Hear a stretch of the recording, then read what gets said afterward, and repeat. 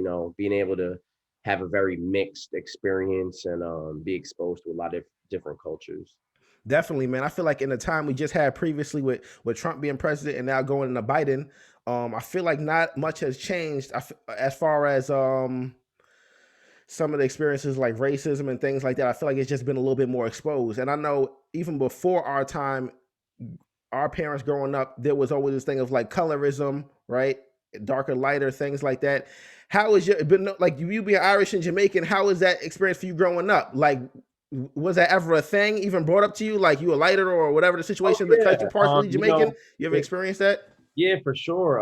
It was interesting because growing up in Greenberg, you know, most of my friends, pretty much 95% of my friends are black growing up. I mean, my mother's Jamaican, so everybody in my family was either your complexion or darker in the sense of Mm, all my cousins, my mom, everybody I grew up with. So being the lightest one in the family, there was always like and I think, you know, as kids, when you're not used to something, the first thing you do is joke about it or tease because a lot of kids just don't know how to react to something different without, you know, making fun of it or something like that. So mm-hmm. I would get teased, you know, in school, white boy or things of that nature. But it's interesting because like the actual fully white kids in class never got that. So I think there was always this Mm, thing where kids knew you were like them, but not fully like them. So they would have to like, they were confused. So they would mm, tease and things of that nature. But, you know, I never really took too much offense to it because growing up in my family, I had thick skin. You know, my cousins, we joked on each other and fought each other and wrestled and all that type of stuff as a young kid. I think I got into I got into like one fight when I was in second grade, and mm. I like punched this kid in the nose because I had one of those hats that were like I had one of the those Inca hats, you know, with the flaps and like the Yeah, tie facts. I had thing. one too as a kid. Yeah, yeah, yeah. Yeah, so I They had tie at one the of those. bottom. Yeah, so this dude he ripped it off my head and he started throwing it back and forth, and he was like, "Man, stop wearing this immigrant hat to school, whatever, whatever." And that hit a nerve because I remember my mom telling me when she moved from Jamaica, like people would joke on her about being an immigrant. So that Mm. word, it was like I was cool with the white boy thing, like it didn't bother me. But once he said something about immigrant, I feel like at that point I was like, nah, fuck this. I'm about to like teach you a lesson. Yeah. So I remember I punched him in the face and I put him in a headlock. And at the time I had this teacher, Mr. Durant. And I Mm. don't know if you remember Mr. Durant. Mr. Durant, sound familiar. Sound familiar for Yeah, he sure. like pulled me off of him and he was like, Nick, you know, I heard what happened, but you can't do that. But to be honest, like the way I was raised, my father was a fighter, he was a boxer. And he told me, you know, he said sometimes people have to get punched in the mouth to learn a lesson.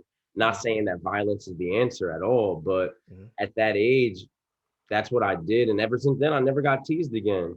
Um, so I mean, you know, I would definitely say violence isn't the answer, but at the same time, you know, kids who tease other kids, it's like you should be kind to everybody because you never know when a kid is gonna have like that one thing that's like, you know what, I'm tired of taking this heat from whoever's doing this and Mhm. decide to defend themselves, whether it be with fists or words or whatever. So you know, I never was a bully and I'm happy about that because there are times where I know people who we grew up with that are doing really amazing things, and people who used to tease them in high school or before that, they're Mhm. never gonna reach back because they're like, nah, I remember back in like fifth, sixth, seventh, 10th Yep. grade, you were calling me a lame or whatever because Yep. I couldn't afford Jordans or something like that. Now I could afford to buy Jordan stocks, Yep. and I could put you on, but I don't feel like it because you were an asshole, you know. Yeah, definitely. Yeah, energy goes around full circle for sure. That's one of the things I Good, feel like as well. Like being a bully or something like that is never cool. Like some people do forgive, but at times, man, you might have to relive that, like live with that karma that comes before that, yeah, man. But as for kids, sure, we don't know. I feel exactly. like sometimes as kids, we see what people have done before us. We got older brothers or older cousins, and they joke on us, so we go back and we give that same energy, not realizing, you know, some that little kid might be getting picked on every single day. You might be the 40th person that's joked on them and cracked I on mean, if them. I have whenever I if and whenever I do have kids, you know, I'm gonna let them know. Like if somebody ever puts their hands on you at school, or if somebody like says something super derogatory, like if it's just words, try to ignore them. But if they touch you, punch them back. Like Yeah. that's just, you know, that's just I don't believe in the turn the other cheek policy when it comes to kids taking abuse from other kids, because Mhm. that has long-term effects. And I feel like the best thing to do is just let them know, like, you're not going to be able to talk to me like this, or touch me or anything like that. You know what I mean? Mhm. Yeah, yeah, definitely. Yeah, I feel the same way, man. That's how I felt like I was raised. I don't mind you joking at all because I used to joke all the time too. Never was Yeah, bullying nobody, but always you snapping gotta know jokes. how to joke. It's Yeah, different when it's exactly. joking, but once Yeah. things get like, super racist or physical or anything like that, Yep. it is So what it is it's at out of that my point. hands. Yeah. So, as far as the acting aspect, when did that start to come about? Was that in Woodlands when they had the program for like the drama program in Woodlands, or how So did it's that funny. start? It's funny actually you say that. In Woodland, so Nico was in charge of the arts program. Nicco Annan. Hmm. After Nico, he's nominated actually for Best Actor for the NAACP Image Awards now for his role in P Valley. Dope, man. But Shout out to him. That's a huge accomplishment, man. I hope he wins that yeah, for sure. super huge. The fact that he was in charge of our arts program, and he's actually the first person that told me I should act. And I wasn't into Mm. that. I was like, man, I'm just trying to make money. I was working like a job. I think I was working at Party City at the time. And I was like, I'm not trying to be after school work, like doing acting. I'm trying to make money. So Yeah. he put me in a little film. I was like, this is cool, but this isn't my cup of tea. You know what I mean? Ended up kind of just, I was like, whatever. I wanted to be a journalist. So I went to school, studied journalism.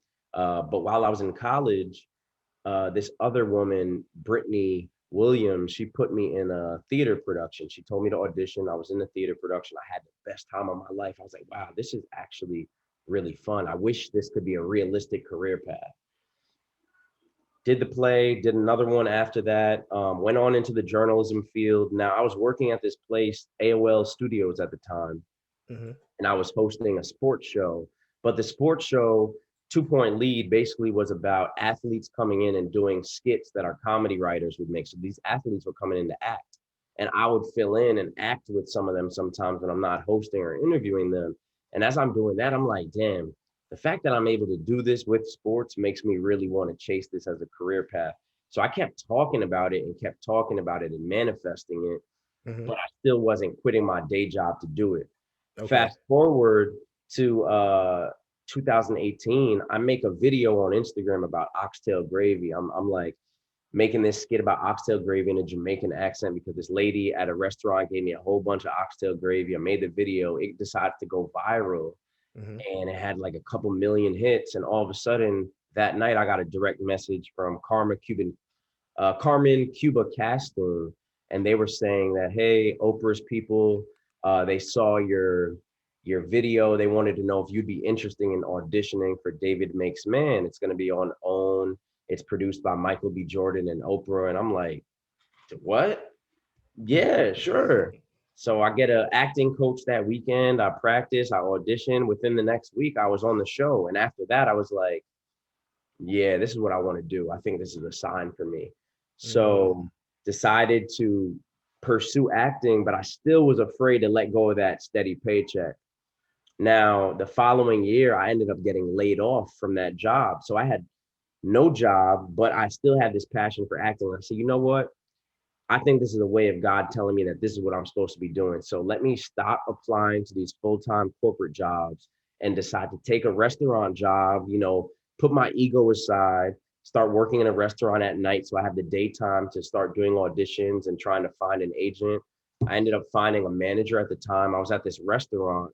Mhm. I overhear him talking to one of his clients about Sundance Film Festival. I go up to him. I'm like, hey, I just finished working on David Makes Man. I didn't have an agent at the time. They reached out to me. Would you mind meeting with me about possibly representing me? We had dinner. We hit it off.